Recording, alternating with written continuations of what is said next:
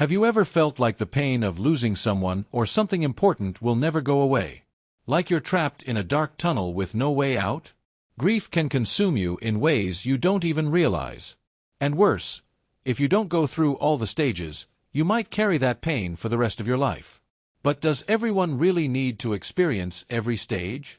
What happens if you get stuck in one of them? And most importantly, how can you prevent grief from turning into deep depression?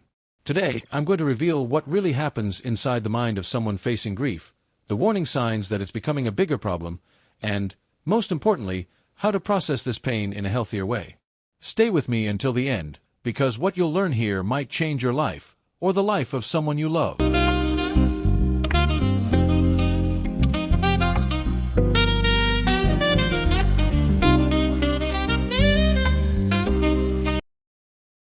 Grief is one of the most painful processes a human being can go through. When we lose someone, a relationship, a job, or even a dream, our mind goes into an emotional whirlwind. It's not just sadness. It's a mix of shock, anger, guilt, despair, and for many, an emptiness so deep that it feels impossible to fill. Psychiatrist Elisabeth Kübler-Ross identified 5 main stages of grief: denial, anger, bargaining, depression, and acceptance. These stages don't follow a fixed order for everyone, and some people may even skip certain phases. But there's a problem. If you don't go through all of them, you might end up stuck in pain for much longer than you realize. And that's exactly what we're going to talk about now. Let's break down how each stage works and what can happen if you get stuck in one of them.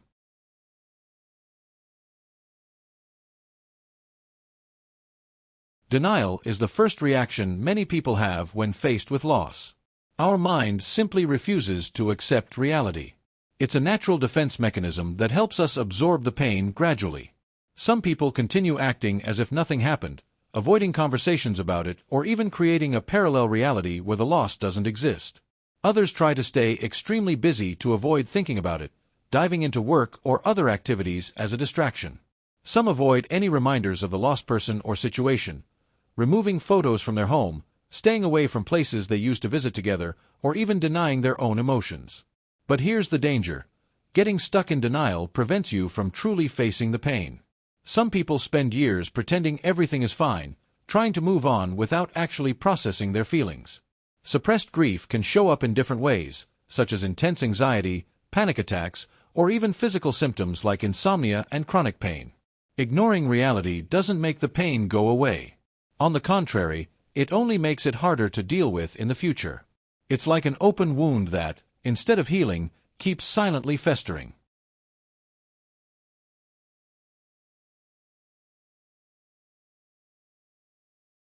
Once reality starts to sink in, anger follows. Anger at yourself, at others, at fate, at God. You begin to question everything. Why did this happen to me? Or, this isn't fair. Often, this anger doesn't have a clear target. It can manifest as aggression, impatience, or sudden emotional outbursts. Some people take their anger out on those around them, unintentionally pushing friends and family away. Others turn their frustration inward, sinking into guilt and self-destruction. And you know what's even worse? Sometimes, this anger hides behind a fake smile, making it seem like everything is fine when, deep down, it's boiling inside. Small daily inconveniences can become triggers, and the slightest situation can lead to an emotional explosion. It's like carrying a volcano inside you, ready to erupt at any moment.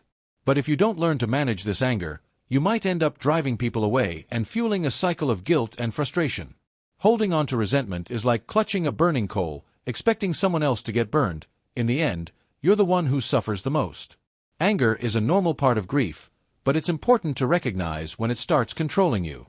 The key isn't to suppress your feelings, but to release them in a healthy way, whether through talking about it, seeking therapy, or engaging in activities that help you channel this energy without letting it consume you.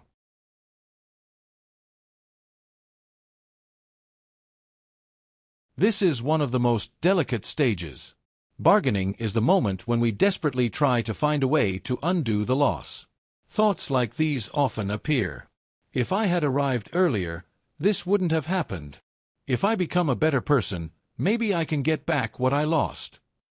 At this stage, many people try to negotiate, with fate, with God, or with any higher power, in the hope of changing reality. It's as if our mind is searching for a plan B, trying to rewrite the past. This often leads to a crushing sense of guilt, because the person feels like they could have prevented the loss somehow, even if they logically know it wasn't possible. Additionally, some people start making empty promises just to ease their pain. If I change, maybe this pain will go away. Or, if I had been more present, maybe none of this would have happened. This phase can be dangerous, as it can trap a person in a cycle of self-blame and suffering, constantly imagining a different outcome. Another major risk of bargaining is that it can fuel destructive behaviors. Some people throw themselves into excessive work, isolate from loved ones, or seek comfort in harmful habits like alcohol or substance abuse. This becomes an unconscious way to escape the real pain, trying to fill a void that, in reality, needs to be faced. It's crucial to understand that bargaining won't bring back what was lost. The past cannot be changed, but what you do from this moment on can shape your path to healing.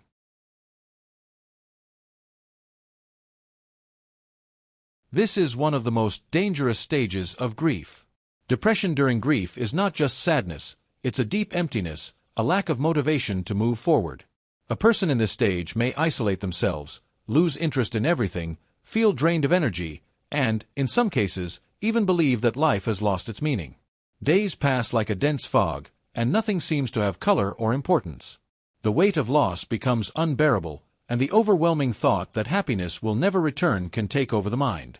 At this point, grief can turn into prolonged depression, leading to serious risks such as anxiety disorders, panic attacks, and, in severe cases, suicidal thoughts. The problem is that, unlike other stages, grief-related depression can feel endless if left untreated. The person starts to believe they will never feel okay again, as if they are trapped in a bottomless pit.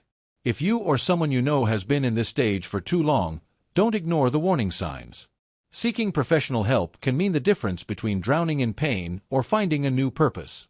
You don't have to go through this alone. There are people who care about you and can help lighten the burden.